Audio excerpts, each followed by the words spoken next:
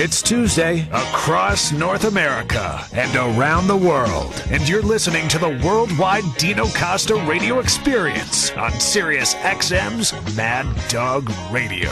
Well, I'll tell you, I talk so damn much that sometimes I lose sight of the fact that I've only got 60 minutes or 51 minutes in an hour. And so we go to the break at the, after my... Kaplan, my opening monologue lasted the entire first hour. Yeah, you went straight through. So listen, I lose sight of the clock sometimes, and I just get on these riffs, on these rolls, Kaplan, and and especially during an hour. By the way, can we change that going forward? Is there any way that we can? No, we're stuck with the 3 breaks. What I mean to say is that because we're going to be on the air for the next 2 weeks, or the next week after this, and we're going to be getting on an hour sooner, can't we do something to adjust the clock in the first hour? No, because the show replays overnight. So what? It has to be there because the clock has to be set for overnight because you can't change it. It's terribly inconvenient for someone like me who loves to talk. Yeah. Hour number 2 on a, obviously I had no time for phone calls an hour. I don't think I gave out the phone number in the first hour. But I had no time for phone. Glad I didn't, Kaplan, because I didn't have any time for phone calls in hour number 1 as it was. Yeah, it worked out. Anyhow, it's 888-MAD-DOG-6, 888-623-36 and 46. Kaplan and Mendes are at the controls in New York City. And Mr. Joshua is here in the great state of Wyoming, USA, with yours truly. I said in the first hour I will not yield to, nor will Ryan Braun. And that story hold this show hostage for 4 straight hours. And beyond mentioning Ryan Braun in the first hour, Kaplan, I don't think I touched on Ryan Braun for a second in the first hour. And we'll get to Ryan Braun eventually. Again, I find a lot of hypocrisy in that whole thing, and that's a complex issue that needs to be really looked at far deeper than I think people are looking at it, because there's so much connectivity in other areas to the Ryan Braun situation in baseball. But I'll get to it. I've said on occasion here, I've said that Major League Baseball, if they want me to take their drug program seriously, that they've got to come up with a drug program that's got some teeth to it. And if they don't have a drug program with any teeth to it, well, then you know what? I'm not even going to be worried about it or concern myself with who may be versus who may not be using drugs in baseball. I'll get to this. We got a lot to discuss as far as all that is concerned. And so Art Monk is the latest to weigh in on the Redskins. Aren't you sick of this? Let's ask each other a question here concerning this Redskins nickname issue. Does anyone find it odd? Does anyone find it a little funny, a little puzzling that the Redskins nickname issue only became an issue, really, when Robert Griffin showed up? Unless you can show me instances in the past where this has become a flashpoint issue, where newspaper space has been devoted to talking about this hideous nickname of a National Football League team, the Redskins of Washington. Can you show me in years gone by when Sonny Jurgensen and Billy Kilmer and Doug Williams and Mark Rippon and Heath Schuler and any one of a number of Redskins quarterbacks over the years, can you show me an instance in which this became a focal point, the nickname of the team? Because although, there were whispers here and there in years gone, and really to call them whispers is really to credit it too much. There was little quiet mentions, mostly about the logo instead of the name. But don't you find it incredulous that this has not become an issue until Robert Griffin showed up on the scene? And the reason this became an issue the moment that Robert Griffin showed up on the scene is because the media insists that Robert Griffin somehow become an agent above and beyond his responsibilities as an employee, and a highly paid one at that, of the Washington Redskins and the primary core asset of their offensive engine, because they insist on placing him in a position as an agent of change. And, of course, this has backfired on the media, especially when the media found out that Robert Griffin is A, not a liberal, B, has conservative-minded thoughts both fiscally and socially, C, much to the chagrin of Rob Parker, formerly of ESPN, he married a white woman. And let's throw D in there, that Robert Griffin is not exactly a black guy. He's not a black guy's black guy. So the media doesn't know. They've been turned every which way by this Robert Griffin. It's not enough that he's just a supercharged quarterback who has breathed new life into a dormant Redskins franchise. No. In addition to all of that, and concurrent with his role as the Redskins quarterback, he also now has to become this central figure, this central agent of change. Change as in he must speak up.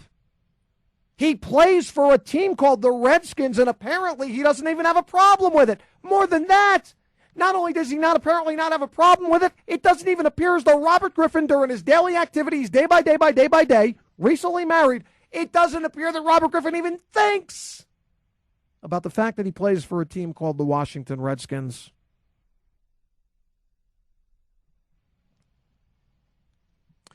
And if Robert Griffin is not going to do it, well, then the media, obviously bored out of their skulls with nothing else better to do, they are going to continue to bring forward the Redskins issue as something that is freaking people out across this country.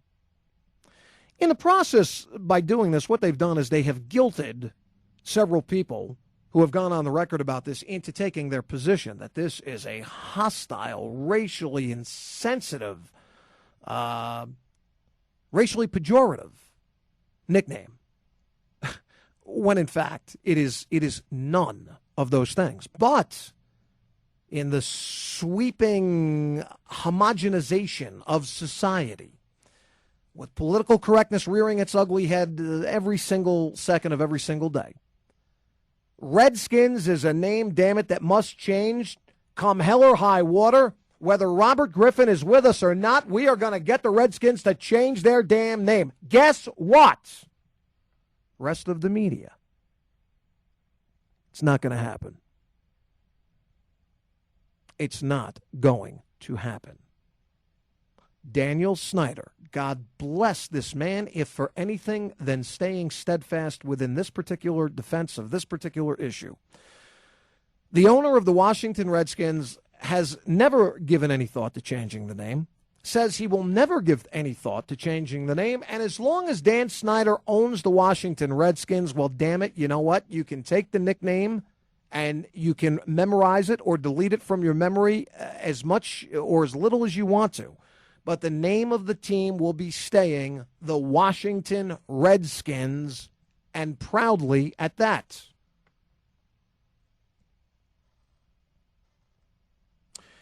Joe Theismann, one of the level-headed and logical people who has spoke about this issue, had a quote recently when he said, "I was very proud to play for the Washington Redskins, and I did it to honor Native people in that regard."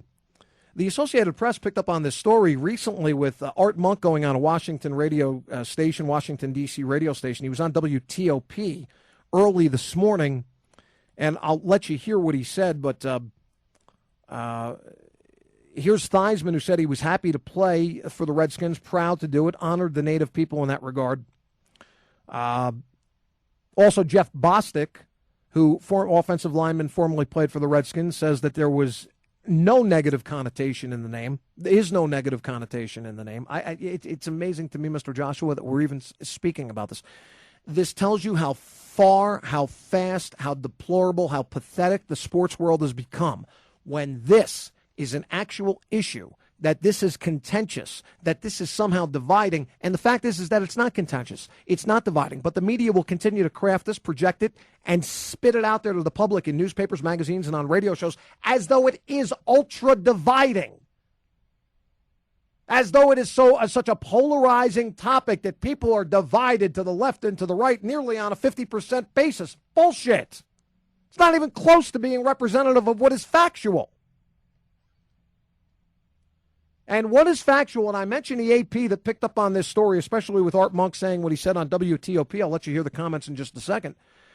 But the media couching and phrasing this, that Art Monk says the Redskins should at least consider changing the name of the team, especially since many Native American tribes want them to. The fact of the matter is that is a complete and total falsehood. It is an outright lie. It is reckless and irresponsible journalism, something that seems to pervade journalism on an everyday basis in this day and age. The fact of the matter is that the story would have been accurate to say Art Monk believes the Redskins should at least attempt to think about changing the name of the Redskins, even though many Native American groups don't give a rat's ass one way or another whether or not the team stays the Redskins or not.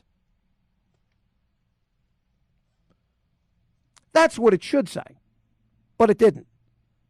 And as you'll hear here is Art Monk being group think tanked into being brainwashed, being pulled into the reservoir of a few who think that the Washington Redskins is an outright, blight across not only the National Football League's landscape, but across society in total. Here's Art Monk this morning on WTOP Radio in Washington, D.C. You know, as an African American, we're all sensitive to the nicknames that we've been tagged with over the years. And if the Native Americans... Stop the tape. Stop here. Now, listen, I have not heard this. I read the quotes. For instance, I've got the DC Sports blog here in front of me in my studio, so I read the quotes, and none of this has anything to do with African Americans. None of the quotes that are listed here, at least in the story that I have here in the studio, have anything to do with the word African Americans. But Art Monk conveniently now lumps in his color and I guess African American see black issues, societal attachments to the Redskins nickname. Excuse me, Mr. Monk, but along your can I hear that again before I tell you to stop the tape? Start it from the beginning. Go ahead. As an African American, we're all sensitive to the nicknames that we've been tagged with over the years. Okay, stop the tape there. Now, and we've been through this before, who has been most responsible in modern-day America for applying as Art Monk said, the nicknames to the, and I'll use his verbiage, the African-American people? Who has mostly been responsible for that? Perhaps Mr. Monk wants to look inward at his own people of his own skin color before he starts condemning subtly, indirectly, the rest of everybody who is not African American. You know, this bullshit continues, this yarn continues to be spun by people, mostly African American, high visibility people. When they start talking about nicknames and the appliement of names and so on and so forth, listen, why don't you, in your own culture of your own environs, in your own neighborhoods, in your own peoples, and your own places, why don't you first seek to do something about the nicknames? Because what Art Monk is inferring here, and this enrages me, this stuff, is he takes this issue and places it at the feet of who? Of white Americans. It's not enough for him to talk about how he thinks that the name should seriously be considered for a change, the Redskins nickname. He also has got to lump in African-American sympathies, and he incorrectly and disingenuously along the way places the hot potato into the hands of who? Of white people. From the beginning, again, Art Monk on WTOP in Washington, D.C. earlier today. You know, as an African American, we're all sensitive to the nicknames that we've been tagged with over the years. And if the Native Americans feel like Redskins or the Chiefs or what other name is offensive to them, then who are we to say, no, it's not? And so, yeah, I think at least needs to be taken into consideration. Whether the Redskins do that or not, I don't know. But for me, I would say, yes, it needs to be seriously considered. I mean, what are your... Shame on Art Monk. Shame on Art Monk. Shame on Art Monk for tying it. Listen, you want to have an opinion one way or another? Go ahead. I think it's a politically expedient position that he's taking. It keeps him away from the hot flame that burns sometimes around this issue. He appears to be like a swell guy. He's a good guy. He's on the right side of the political consciousness, if you will. But at the same time, he's got to take, in other words, what is Art Monk meaning to say here, Mr. Kaplan? Is he meaning to say that because perhaps that niggas or niggers is a word that is applied to black people, that because of that, the Redskins, and he is sensitive to that because of that the Redskins and people who want the name of the team to change, that this should be considered? Is that why? Yeah, in all am I reading that correctly? I'm talking about the first several things that he said. I'm talking. Let's play the tape from the beginning here, and I want to know if you think I'm on the path of righteousness here when I'm considering what Art Monk said from the top again, and I'll tell you when to stop it. Go ahead. You know, as an African American, we are all sensitive to the nicknames that we've been tagged with over the years. Stop the tape. Okay, so he says that as an African American, we're all sensitive to the nicknames that have been applied to us throughout the years. So he's finding commonality. He's finding commonality between, I guess what, negative connotations for black people and the name Redskins with Native Americans? Definitely. Is that what he's saying? I think it is. Yeah. Okay, and so at the same time, though, is he not also taking this issue and putting it at the feet of, would you not think, people who are not of color? Isn't that what he's doing? Yeah. Pathetic. I find the whole thing to be pathetic. And, oh, by the way, it wasn't only Art Monk. By the way, is there more with the Art Monk here? There is, and Darryl Green comes out. Darryl Green, I was just going to mention that the former defensive back Darryl Green was also on during the interview with Art Monk. And this is on WTOP radio earlier today. Go. If the Native Americans feel like Redskins or the Chiefs or whatever other name is offensive to them, then who are we to say, no, it's not? And so, yeah, I think at least need to be taken into consideration. Whether the Redskins do that or not, I don't know. But for me, I would say, yes, it needs to be seriously considered. I mean, what are your thoughts on the name? Does it offend you? Do you think it's racist?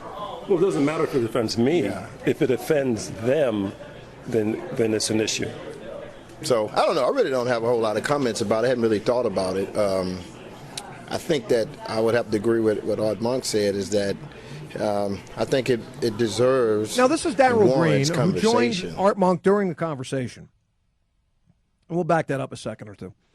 But this is Darryl Green, and the first words out of his mouth were the most intelligent things that I think I've heard in the nearly 60 seconds of tape I'm playing. I really don't have an opinion on it. I really haven't even thought about it.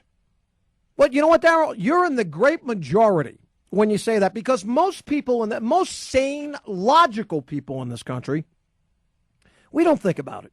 We don't give it a second's thought. It's not something that it comes and swims around our brain, every single waking second of every day. So you're in good company there. But what you try to do here now is you try to play the sensitivity, the racially sensitive, the sort of a platform of which I can just anticipate is coming up. Here's Darryl Green after Art Monk, and this is what he said. Think it's racist? Well, it doesn't matter if it offends me. Yeah. If it offends them, then it's an issue. So, I don't know. I really don't have a whole lot of comments about it. I hadn't really thought about it. I think that I would have to agree with what Art Monk said, is that I think it deserves and warrants conversation, because somebody is saying, hey, this offends me. And then you have a conversation. Obviously, unfortunately, in this country, conversations mean legal, dollars, suits, and all that good stuff. That's out of my league. All right, now let me ask both Art Monk and Darryl Green a question. You played a collective how many years in the Washington Redskins uniform? How many years did you play in a Washington Redskins uniform? And you mean to tell me this is the very first time that this thought has entered into your mind about the Redskins name? I got news for both Art Monk, Darryl Green, or any other loon out there. You heard me right. Art Monk is a loon. Darryl Green is a loon. And I've got news for both of those gentlemen and anybody else who wore the Washington Redskins uniform for one day. As long as you were cashing those paychecks, baby, you didn't give a shit what they called the team. And how sanctimonious you sound.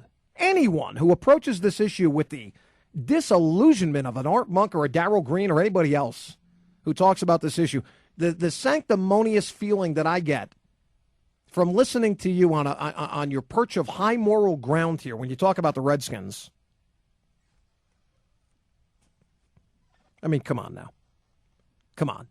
Again, I will tell you this. If we wanted to be stupid enough, if we wanted to be extreme enough, we could make a racket.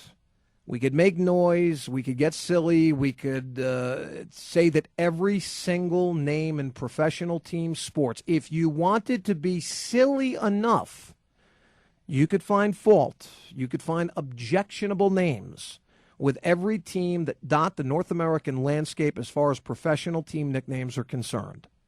If you wanted to get that extreme. If it's a matter of just, listen, some people say if it offends one or two, that's enough. If we're going to live our life by that code, then, you know, we may as well not even leave our houses every single day or night. If we're gonna live by that kind of a warped mentality. If it offends just a couple, you know, it warrants a conversation. Really? No, really? Come on now. Come on. Let me go to Dallas, Texas, as I grab some phone calls for the first time. 888-MAD-DOG-6, 888-623-3646. Let me go to Dallas, Texas, USA. Kassam Bey is in Dallas, and Kassam Bey is on the Dino Costa Show on this Tuesday on Sirius XM's one and only Mad Dog Radio. Kassam Bey. Yeah, thank you for taking my call. I'm of African descent. I was born and raised in Zambia, Africa.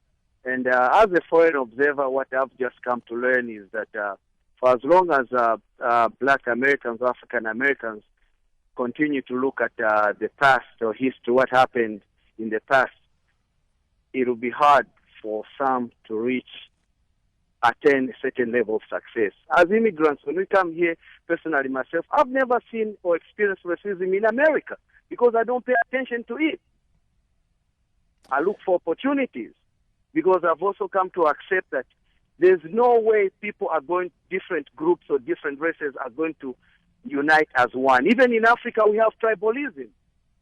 You segregated because you belong to a different tribe. So that is impossible. All you have to pay attention is to focus on the opportunities and learn about other cultures and adjust. I have friends that are African American, white, Mexican, African descent, and everybody. But African Americans, it starts when they're young. They start to teach them to be aware of racism, that white people are racist. White people are racist. And that stigma stays in their mind. That can hinder your success. Kassam Bey, what do you do for a living, if I can ask, sir? I'm actually a stand-up comedian. Are you really? Yes, I've been doing that for 7.5 years. And where in Africa do you come from? I'm from Zambia, Zambia, South Central Africa. Zambia, yes. Right. Is in your country, you talk about people growing up in this country ingrained, people of your color ingrained with this feeling in some quarters, not all, but in some quarters, that the white man is bad. The white man is evil. The white man is out to do you dirt. The white man is racist. All of them, they're all devils. Is this same sort of a mentality within the atmosphere of the country that you came out of in Africa? It used to be like that during the days of colonization when we were colonized by the British. But with time, our parents and grandparents, they learned, that's gone. It's the past. And we are very, religious, and we're Christians, so we learn to forgive. And we've grown past that colonization. Zambia is the first country in Africa to have a white vice president. The current vice president is white, Guy Scott. He was of British descent. His parents were British. Right. You can Google that. So we've grown past, because if you continue to look at the past, you will never move forward. Amen. You have to let shit go. Amen, my friend. And I tell you, it's unfortunate, but there are a lot of people, and thanks for your call, Kassam Bey. Kaplan, you're going to have to run things from your end, my friend. There are a lot of people who, unfortunately, will continue to live in the past because it serves an agenda that they have. It's convenient to continue to live in the past. Now, listen, there are different forms of living in the past. There are things that you have trouble getting over, memories, personal things of that nature. But in terms of this specific thing that Kasam Bey was talking about, I couldn't agree with him anymore. You know, listen, this is, as I like to tell people all the time, it is, what is today's date, Kaplan? I'm sorry, what is today's date? Yes, July 23rd. It is July the 23rd, and the year is 2013. Okay, this is not July 23rd in the year 1951. This is July 23rd in the year 2013. And I'm not alone in feeling as though I'm getting tired. I have always been tired of the people, as I'm trying to get the AP back up here at the same time. No, we can't get on. So, Kaplan, it's on your end. You're going to have to tell me who's on the phone. But I'm tired of the people who continue to live in the past and will not recognize the fact that there is more equal opportunity, if not more opportunity in this day and age for so-called minorities than there are for white people in America today. The system is slanted. The system is set up, in fact, to work against the more competent. The system is structured and set up to work against not only the more competent, but the more qualified. And to argue against that premise is to live in a fantasy world of which I just can't recognize. Mr. Kaplan, who do I go to now? Justin in Charlotte. Let me go to Charlotte, North Carolina. Here's Justin on the Dino Costa Show, Hour 2 on a Tuesday. Justin. Dino, good to talk to you, man. It's been a while. Yes, sir. Yeah, I thought that you made a great point on saying that, you know, if we're going to look at the Redskins and the Chiefs as you know, offending or being racist nicknames, that you could, you know, pick all the different names of the North American teams which they could offend somebody, even if it's just the one or two people. And it brings up an issue that, you know, I feel that it started in politics and is growing into the sports world, that people are just searching for a way to bring up an issue that brings about some state of, you know, of offending somebody. I mean, I'm from Charlotte. Carolina Panthers, you have people that could relate that to the Black Panther Party. The New Orleans Saints could rate that, or could look at that as being, you know, leaning toward Catholicism. The New York Jets, in terms of, you know, airplanes flying into the 20. I mean, it's something where there's always going to be people that feel that way, but you really want to feed into that and fuel that fire to the extent that you bring it about to the level that it's grown to. Well, when you talk about the Panthers, I guess you can take any team nickname in the NFL if we want to, you know, whittle it down to NFL teams. The Broncos, the Panthers, any other the Bears. What about the animal rights activists not liking not the exposure, but the prostituting of these various animals in a sport like football and using barbaric sense, exactly in a barbaric sense and you know, this kind of stuff. I mean, again, if you wanted to be crazy enough, you could come up with reasons to find fault with every single nickname in professional sports. Well, yeah, and that's the thing is, like, you know, to the extent that I just went and named off a few of those. I mean, you could do that, and anybody could do it with anything, but it's the fact that, you know, society, the media is getting to the point now where it's literally making this an issue to where it hasn't been an issue over the years, like you were saying about Art and the interview early on. You think this is the first time that they've ever thought that the Redskins name is a racist name? No, it's just because it's getting publicity now, and they're getting confronted about it, and so they're going to conform with the views of, you know, what people are saying and how they're blowing it up about it. It's just... It's ridiculous. I mean, like you say, with baseball and steroids, just give me the game. I mean, just let it be. And I agree with you. I'll take your comments off the air. Good to hear with you, Dino. Okay, thanks, Justin in Charlotte, North Carolina. I'm going to take a quick time out, try to reset on my end here with the phones because I don't want to. It's a discombobulated sort of a thing to try to fly blind with the guys in New York putting the callers on for me. But there's nothing that Justin in Charlotte said that I can disagree with. I mean, I cannot I try to place myself in the mindset of an extremist when it comes to political correctness. I can't do it. I think it is a sickness that somehow has worked its way into people's brains. The sports universe is not immune from this kind of thinking. Obviously, I talk about it all the time.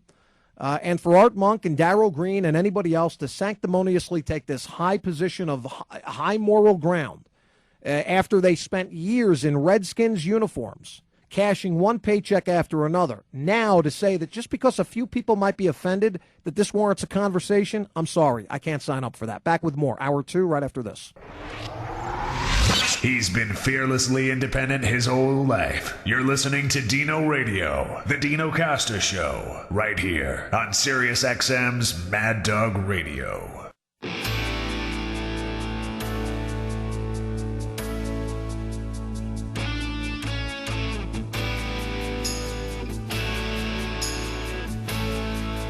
Dino Costa.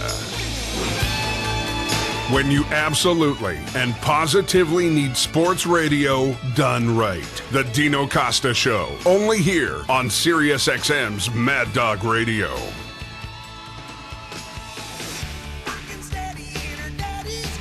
All right, I had no intention of stopping here midway through hour number 2, but I just wanted to get this phone situation straightened out, and it appears that we have been able to do that. So we're back on the phones, 888-MAD-DOG-6, even though the guy out of Santa Monica, I don't have a name. We'll get that taken care of here in just a second and go to this gentleman as soon as I do have a name from Santa Monica. David is there. He's on the Dino Costa Show, hour 2. Hello, David. Dino, I'm sorry. I'm very offended by you and your comments. I find you to be a little bit of a racist. And I just feel like you don't understand how the African American go through. And if they're offended by this, then they have to be right. So I see where you're going here, Dave. Yeah, you're right. If somebody is offended, it's a terrible connection, by the way. If someone's offended, right? You're right. I am a racist. I admit it. I'm coming clean here on the show today. Mark it down. On Tuesday, July 23rd, 2013, Dino Costa admitted, conceded, and acknowledged on the air that I'm a racist. Absolutely. My jig is up. I have been exposed. Absolutely. Teddy's in Ottawa, the capital of Canada, and he's on the Dino Costa Show, Mad Dog Radio, on this Tuesday. Hi, David. Teddy, excuse me. Yes, Ted. Dino, how are you doing, buddy? I love your show. Thank you, Ted. Listen, I got a problem. I'm a big hockey fan up here, okay, but I'm also a Christian, and I'm wondering, should I be offended by the fact that once in a while my team has to go up against the Devils from New Jersey? That's a big problem, isn't it? Yeah, I think it's a serious problem, and a lot of us up here, we struggle with that. If I were you, I'm not sure how to deal with it. Well, I'll tell you, I was just thinking about how to remedy your problem, and that would be whenever the Senators play the Devils in New Jersey or in Ottawa when they come to the Senators rink, just refuse to watch the game, to even admit that there's a game that's going on. Well, I've tried that, but someone else ends up sitting in my seat, and oftentimes they're wearing a Devil's costume or something preposterous. Well, what I'm saying is don't go to the games. That's all. Don't go to the game. Believe me, whenever I go see my team, I go down to the Pepsi Center and see the Avalanche. I mean, to put on my Avalanche jersey. I mean, do you know what it takes to put on the Avs sweater to go in to see the Avalanche play at the Pepsi Center in Denver? Okay, do you know what happens during a real-life avalanche? Do you know that entire towns have been wiped out? Do you know that people die? I mean, when somebody is on the side of a mountain and hears someone scream, "Avalanche!" it's usually not time to throw a party, okay? But I just to simply put on the Avs, I don't know how. Listen. Nathan McKinnon was the number 1 pick in the draft this year. I don't know how that kid ever put on the Avalanche jersey standing at the in New Jersey this year for the first round of the NHL draft when they handed him the jersey. How did he put it on? You know how many people died in avalanches around the world? I mean, come on. And to prostitute in such a barbaric sport like football, a dolphin on the side of the Miami. I mean, where's PETA here? The Panthers, the Bears, the Broncos, the poor little Seahawks on the side of a Seattle. I mean, what are they doing? What are we thinking here? What, Seattle Football Club just won't work? Denver Football Club? Get rid of the Broncos nickname while we're at it. The exploitation of the animal kingdom, not only in the NFL, but across the sphere of professional sports, is grotesque. Redskins that's just the start. That's the tip of the iceberg, for crying out loud. Jay is in Washington, D.C. He's on the Dino Costa Show, Hour 2 on this Tuesday. Hi, Jay. Hey, Dino, this is my first time calling. You're cracking me up tonight. You know, the thing that I can say is this. All these team names have some connotation. They started from somewhere. I mean, I read that the Brooklyn Dodgers came from the term trolley dodger, which basically meant some guy who lived in the city who was trying to not get hit by trains. That's right. You know, so does it mean every single person in Brooklyn should be upset at every person in L.A.? You know, it doesn't make sense. I mean, the Canucks, you know, that's a disparaging word against Canadians. But, you know, the funny thing is, about 20 years ago, this guy at the Smithsonian, who's like this world-renowned Algonquian, I don't know, person, whatever, and he knows the language. And he looked up what Redskin, where it came from. And it actually came from an actual Indian chief in Ohio was the first one who used it in a document saying how they were not going to war against the Whiteskins and the Redskins. So, you know, but the thing is, I don't know any single person here in Washington, D.C., who looks at the word Redskin as anything other than admiration or love or just total team unity or tradition. Of course. You know, of course, but the majority somehow in this country, if not around the world, the majority has been outshouted by the minority. And you know what? Here's the thing. You said to yourself, well, I mean, somebody's paying attention to this because it's in the news. Yes. You see, and those that are pushing this agenda, they have nothing better to do with their lives. So they wake up in the morning, and until they hit the pillow at night to finally close their eyes and go into more disillusioned dreams that they obviously have, this is the only thing that they think about. Rational, sane, logical people, we go on with our days. We don't even think about this shit. But these warped individuals, they've got nothing better to do. This is what it's all about. And forget about finding them a new stadium location or a new stadium in total out in the Bay Area. Forget about that. Somebody talked to me about changing the nickname of the Oakland Raiders. Okay, skull and crossbones, the eye patch, the pirate. Do you know, Kaplan, do you know how many people pirate raiders killed? Too many. I mean, come on now. You know, what if I search back in my family lineage and I found out that somewhere, 7 or 8 of my family members back in the 1700s, whatever, were slaughtered by raider pirates. You think I want that every time I hear Oakland Raiders, Kaplan, I'm gonna bug out thinking, my goodness. Yeah, come on, it's an offensive name to you. It's very offensive. And if it's offensive to me, Kaplan, and I may just be the only person, but if it's offensive to me, it warrants a conversation, doesn't it? Yeah, that's all it takes. Sierra Vista, Arizona. Greg is on the Dino Costa Show. Hi, Greg. Hey, what's going on, Dino? Hi, Greg. Hey, man, I think you got it wrong on this one, brother. For the most part, I agree. I think the majority of Native Americans, they really don't care. All right, but the whole land, the blame at the white man's feet, I don't think that's what Art Monk was doing. I think he was just using it as a reference to understand for him to he relates to himself as being a black man and knowing what a word can do. And it's not necessarily, I don't think he's saying that the name should be changed, but it should be considered. Who uses the negative slang term more, white people or black people?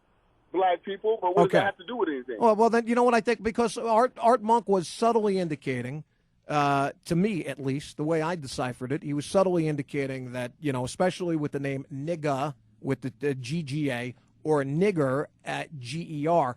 Art Monk was indicating that, we've had to put up with this for years and years, and you can understand how sensitive we are to this. And my message to Art Monk is, as just evidence from the caller who I just let go, who uses that word, that awful, disgusting word more, white people or black people?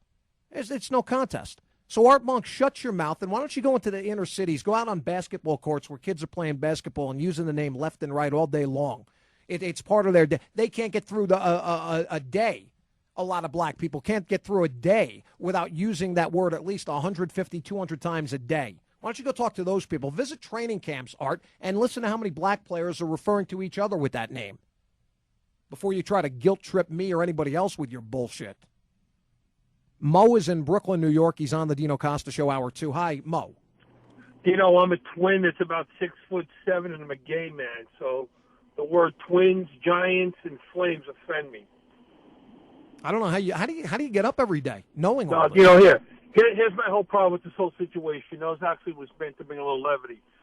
Didn't this already happen? Aren't the Rays now the Rays and no longer the Devil Rays? Do you know why that changed? I'm not aware of that. Yeah, they wanted Stuart Sternberg, who bought the team several years ago, wanted to rechristen the franchise and rebrand it in a new way with his new ownership group. It had nothing to do with the word devil. He just wanted to find a new name. He didn't like the name of the team.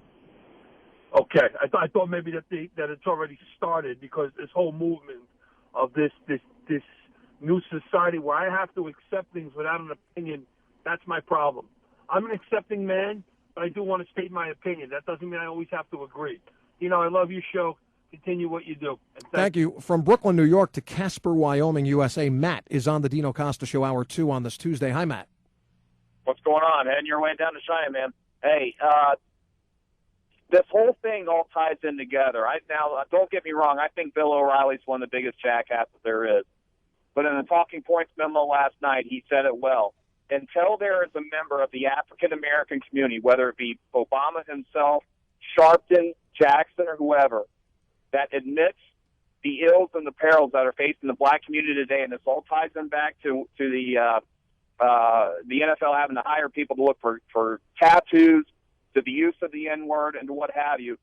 We can talk about it all day long, but it's going to take somebody on that side to get the African-American community as a whole under control. Matt, I think there are people who have raised the specter of this issue within the black community. There have been many people over the years who have done it, but they are shouted down. They are called Uncle Toms. They are marginalized. They're called house niggers. They're called a host of them. I mean, Larry Elder last week went on Piers Morgan's show and destroyed him over the Trayvon Martin. He ripped them apart. Oh, he pulverized them. And do you know the vitriol and the invective, the hatred that came Larry Elder's way from his own community because of that appearance? Oh, let's look at the tweets. Yeah, that's what I mean. That's what I mean. Travel safely, my friend, down here to Frontier Days, coming from Casper, to San Diego, California. And Mark is on the Dino Costa Show on this Tuesday, Hour 2. Hi, Mark. Hey, Dino. Hey, I'm a little person. I think the Giants' name needs to be strucken down as well. I mean, where does this shit stop? Correct me if I'm wrong, but one of the first times, I'm only in my late 30s, one of the first times I can remember a franchise changing a name to try to change the pulse, I guess, was the Bullets, the Washington Bullets, to the Wizards. Right. Can you recall any other nicknames that were changed before that, and for political reasons other than maybe the Orange Men? No. Well, the Redmen, St. John's, you remember that. They became the Red Storm. No, it's just the whole thing is to me, it's a sad state. It is pathetic to see the levels that we have fallen. Especially surrounding something as innocuous as a team nickname for a particular team, whether you're talking about the NFL or any other major league sport. I agree with you. I mean, as you mentioned before, there's not enough people out there right now with enough to do other than stir up shit about nothing. And for Darryl Green and Art Monk to now come out and start questioning the Redskins, that is absolutely fucking ridiculous. After years of cashing paychecks with the Washington Redskins logo, I'm certain, attached to said paycheck. I mean, well, where are we going here, man? I mean, everything from this Redskins nickname issue, which again is to call it a blip on the radar screen is to do it too much, is to give it too much credit, because nobody except the lunatic fringe sector of society is making an issue of this. Normal, everyday people, rational, logical people with things to do during the day, jobs to maintain, families to raise, groceries to shop for, shit to do during the day. They don't think about this stuff. And rightfully so, they don't. I mean, no. I read before the show today that you've got NFL teams that now want to use police experts to check where are we going in this sports world to check tattoos of incoming prospects for evidence of gang connections? I've been watching NFL football since the early 1970s. If you had told me in 1980 that someday the National Football League, how many times do I tell you this, folks? The state of affairs in the NFL has reached a point of critical mass. And if you had told me in 1980 that on July the 23rd, 2013, I would be a talk show host and I would be presiding over a national radio show in which I would be talking about NFL teams using police experts to discern tattoos on certain players, I think I would have responded by telling you I don't think there'd be an NFL in 2013 on July the 23rd if that's the state of affairs in the National Football League. Robert's in Tampa, Florida, on the Dino Costa Show, Hour 2 on this Tuesday. Hi, Robert. Robert, are you there? From Tampa, Florida to TJ in Cincinnati, Ohio, USA. Hi, TJ. What's going on, Dino? Hi, TJ. Hey, I just want to talk about the funny thing about it is, like you just had said, in that the people that it would quote-unquote wink-wink affect that name aren't even saying nothing about it. It's people of a different race. And for this to be an issue brought upon, it's just by them, it just shows you how bored they are or something. I mean, you can't come up with something else to think about or talk about. You got to start a race war. I mean, don't we already have enough of that going on right now? And here's another thing that bothers me about America. Okay, you were born in America. You were born of American parents in the United States of America. No matter what color you are, white, black, pink, purple, you are actually, to me, I consider you an American. I'm not going to call you a white American. I'm not going to call you an African American. I'm not going to call you a German American, a European American, or whatever. And everybody wants to go back and say, well, the roots of where you come from. A lot of the black people that you see today, okay, if you're going to call anybody anything, you call someone white or black, right? Does anybody get offended by that? No, they do not. No, they don't. No. So if you meet a black person today, my buddy, I don't know, make somebody up, Thomas, and he lives in my apartment complex, and I walk up to him and I call him an African American. I'm ignorant for saying that. You want to know why? He is not of African descent himself.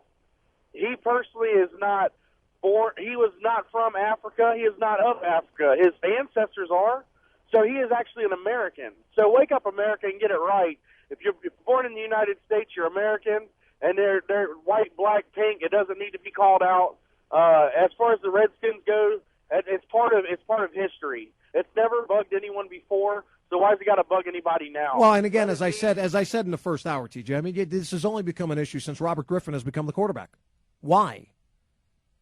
Because he has got to be used as a social agent of change by the manipulative media. That's why. And to his credit, if there's any other extra incentive to root for Robert Griffin as far as I'm concerned as a non-Redskins fan, it is in that Robert Griffin has told the rest of the mainstream media to go pound sand and to leave him alone. He's the quarterback of a team called the Washington Redskins. It's not up to him to determine what the name of the team should be. And for those who may argue in your face that, the name is a racial pejorative. Really? How you should answer these people is asking, when was the last time you heard the name Redskins applied in a racially pejorative sense? When is the last time a Native American, by the way, we see Native Americans every day, I'm sure. When was the last time a Native American cut you off in traffic and you rolled down your window and you said, "You fucking Redskin"? When's the last time you did that? Probably never. Adam's in Saskatchewan, Canada. He's on the Dino Costa Show. Hi, Adam. Hey, Dino. Now, I'm a huge animal rights activist, and each and every year there's thousands of dolphins who are killed by illegal poaching, and I find it absolutely disgusting and offensive that a team in Miami glamorizes the name of dolphins. How absurd does that sound? Total exploitation of the dolphins, part of the animal and aquatic community. Absolutely. Bears, Broncos, Seahawks, Cubs. Oh, my goodness. You know, and by the way, if Redskins is a racial pejorative, is Chiefs not a racial pejorative as well? Huh? I'm sure that you probably can argue that you've called somebody a chief a hell of a lot more many times than you've ever referred to somebody as a Redskin, especially in a racially pejorative way. You people are sick and twisted. You need psychological help quickly. 2 hours.